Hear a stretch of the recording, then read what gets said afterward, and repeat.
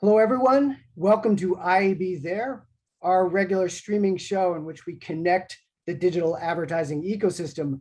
My name is Eric John. I'm the Vice President of IAB's Media Center.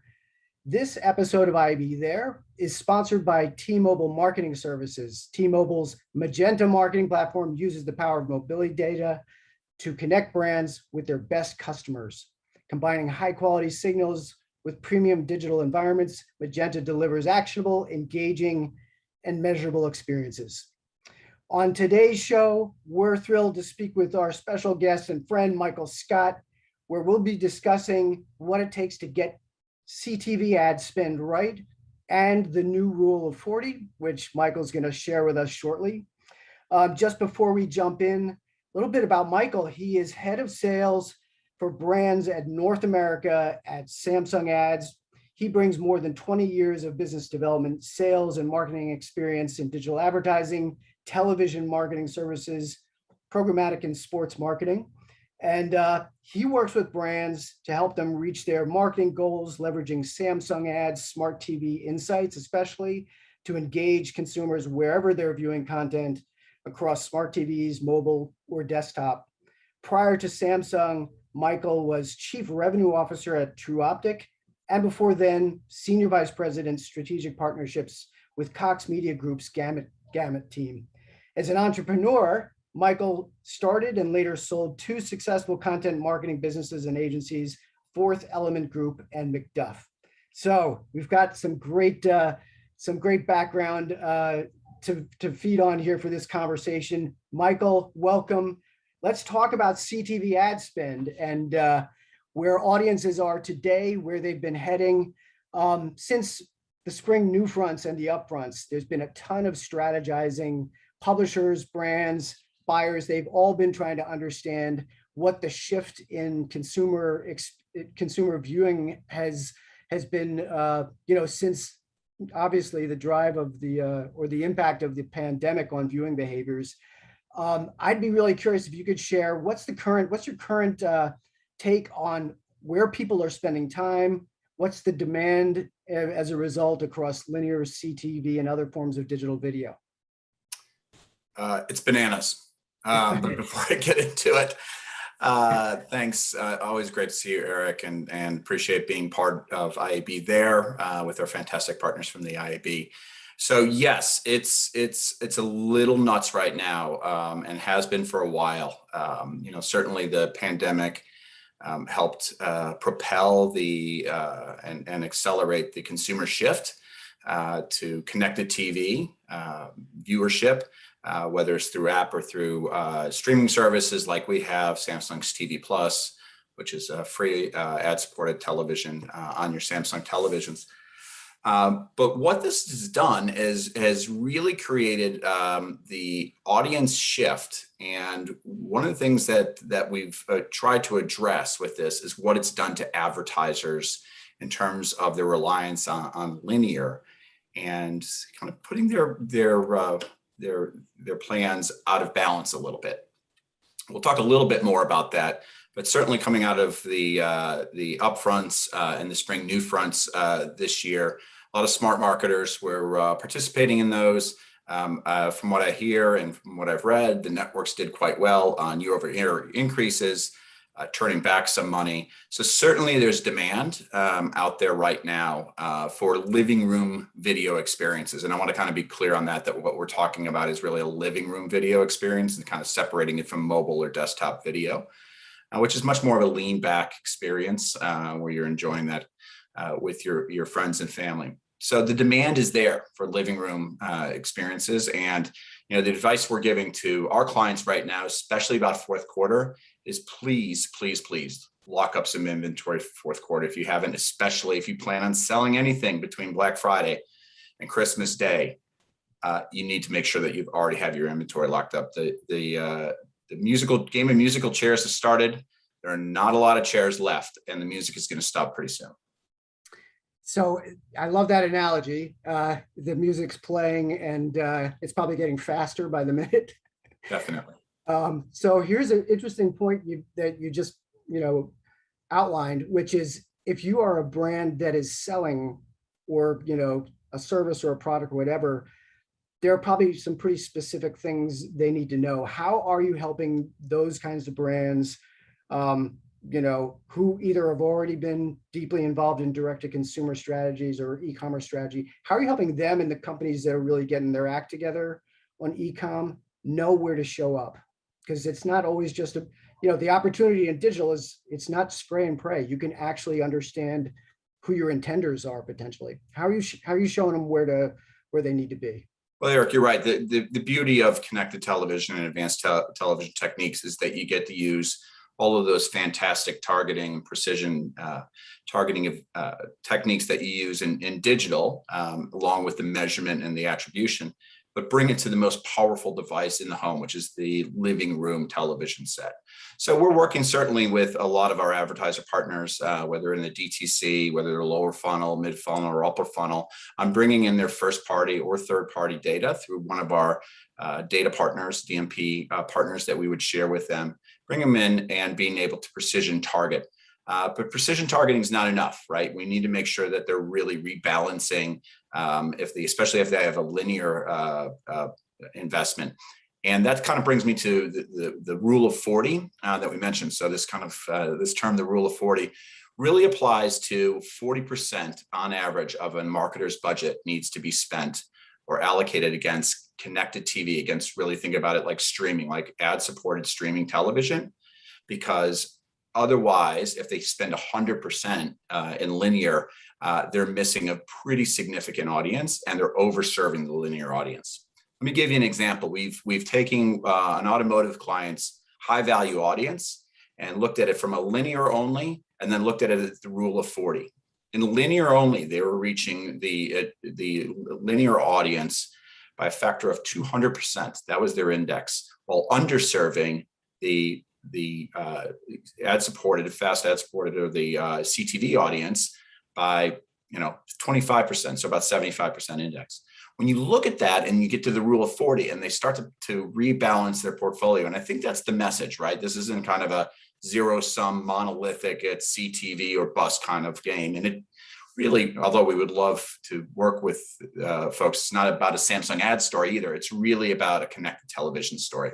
So when they would take 40% of their budget, and we were able to demonstrate this to them through our tools, I'm happy to share that with any advertiser, we're able to see that we lowered that over delivery against the linear only audience and created parity with the CTV or the streaming only audience. So you create balance against two disparate groups, which is incredibly necessary as we move forward and the continued adoption of cord cutters, cord nevers, and anyone else who's viewing their living room television experience differently than they might have 5 years ago.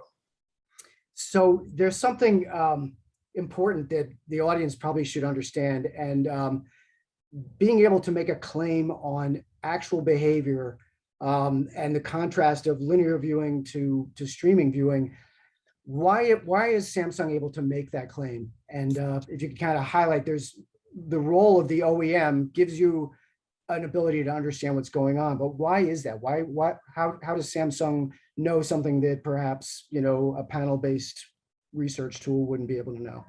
Well, we have 45 million homes in the United States that have at least one Samsung television that have opted in to sharing their ACR data for, in their case, a better consumer and viewership experience, but also able to help them have a more relevant advertising experience. So automated content recognition, ACR data, it's been around for a while. Samsung is the largest single source of ACR data in the United States, as well as the world. You would have to take 3 other OEMs just to get to our level. So what marketers really enjoy is that they've got one single source of truth that single source is significant enough and large enough that they can, not only be able to target and use it for targeting, for reaching people that they have not reached or managing frequency, but also do it and be able to, understand where their linear is, and then be able to measure, unique reach or incremental reach, as it were. And it's an interesting thing when we talk about reach. For a long time in our business is what, like 18 months, Eric, let's be honest, right? I mean, it tends to move pretty quick. So for a long time, if we can use that, it's been about incremental reach, and thought of, CTV as being this kind of supplemental thing you put on top of your linear. And it's all just about reach. It's about reaching all of those consumers. And that's, again, going back to this notion of the rule of 40, about taking 40% of your television budget, your linear television budget, your living room viewing experience, and ensuring that it's in ad-supported apps or ad-supporting streaming services on television, on a platform, will enable you to get the right parity and balance of delivery for your commercial message. So an interesting soundbite, you could say, from a recent IAB study that we did, called, our video ad spend study. We interviewed brands and buyers about what their strategies are in terms of audience and their own enterprise, data. And what they came back and said, 2/3 of them are leaning on publishers and platforms to help them achieve, audience-based, buying and efficiencies. They're looking for companies to acquire consumer data platform companies. They're looking for you to bring to bear data partnerships, helping them develop first-party identity graphs, all those different tools to help them basically engage with consumers because they're changing, their behaviors. What I guess my question is, with the visibility that you have on how audience is shifting, how are you helping some specific verticals, answer the needs that they have, right, to more efficiently reach their audiences? I love this because it presents what we do, and recognizing the investment that we're making as an organization and as a global leader, not just in terms of being another platform to reach audience, but being a real partner to help you get smarter and to help you more efficiently. When I say you, advertisers spend their money. We're a consumer marketing company, right? Samsung's the fourth most admired brand in the world. So we actually work with our partners over at Samsung Electronics on rebalancing their own linear through our Samsung DSP and be able to use our data. So we practice what we preach. So that's the first thing, is that we have a great amount of empathy because we are a consumer marketer ourselves. So we really understand and can give a good perspective for our advertiser partners, whether it's through the brand direct or through the agency relationship. The second thing is we've made a significant investment in data and data analysts and analytics and insights in the past 18 months. We've made investments in platforms, we've made investments in people, we've made investments in data partnerships, and as well as data integrations. There's literally not a data set that you cannot access through Samsung. And more importantly, and you mentioned this, a lot of our brand partners or agency partners don't have the data muscle, or may not have the bandwidth, quite frankly, to be able to do the insights and analytics. So that's where we have a team that's able to do that. Not just on our campaigns, of course, we're able to provide what's expected on that, but also to look holistically at the living room experience and at the household, and how messages are being received in that household, and how it works either for the advertiser, their competitive set, or both. As far as first party data, yes, we are very interested and keen on seeing how we can continue to work with our clients on ingesting their first party data and being able to, both sides, be able to tease out insights that help not only for activating on our platform, but eventually and ultimately activating broadly across the entire ecosystem. Got it. IB, along with the new fronts, we released a white paper, called CTV Creative Best Practices, and it was interesting. We interviewed a ton of folks, and one of the main takeaways was, here's this CTV platform. It is essentially a whole new creative palette, and you can use it for the same storytelling that television has always been great at, but there's an opportunity to get it right and optimize that ad experience for consumers. What do you see as some of the opportunities that a brand can leverage by, just on the creative front, aside from the audience and identifying the right prospect or the right, people to receive the message? What should brands and buyers know about the message itself? Well, let's say the temptation, especially back in the olden days, 18, 24 months ago, was to do sequential messaging. And, oh, I can know that this household's seen ad A, I'll serve them ad B, I'll see. And that sounds incredibly sexy and smart, but the scale is limited. So, it's like everything, that may win an award, but what's really going to do the work, what's really going to move product is the ability to tailor messaging to the right audience, right? And certainly if you have a base of linear and you're getting in that top line brand messaging, whatever it might be is important. But the ability, if you think about it, to tailor things like creative around price points, creative around timing, creative around a variety of different executions, and tailoring that to specific audiences, and customizing that. It's some of the biggest opportunity, I think, right now, beyond just making sure you get your media mix right, is understanding how to get the messaging right.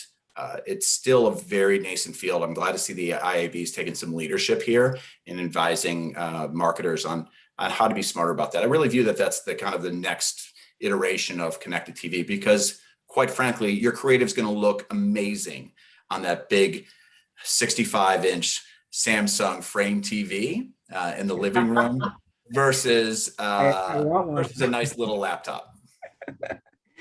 All right, I'm going to have to reach out to you for friends and family, but you are on the list, Eric. You know that.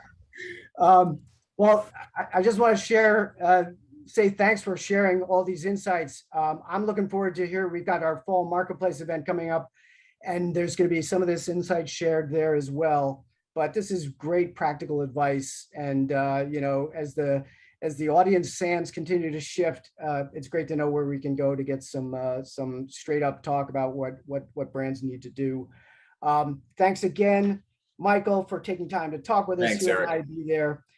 To learn more about CTV and the creative opportunity that I mentioned before, you can visit IAB.com and download the Media Center's CTV Creative Best Practices Guide. My name is Eric John. Thank you for watching. Thanks, Michael. Catch you in another 18 months, which means about 30 days. We're due to see each other soon. I guarantee it. All right. Okay, man. Thanks a lot. Take care, everyone.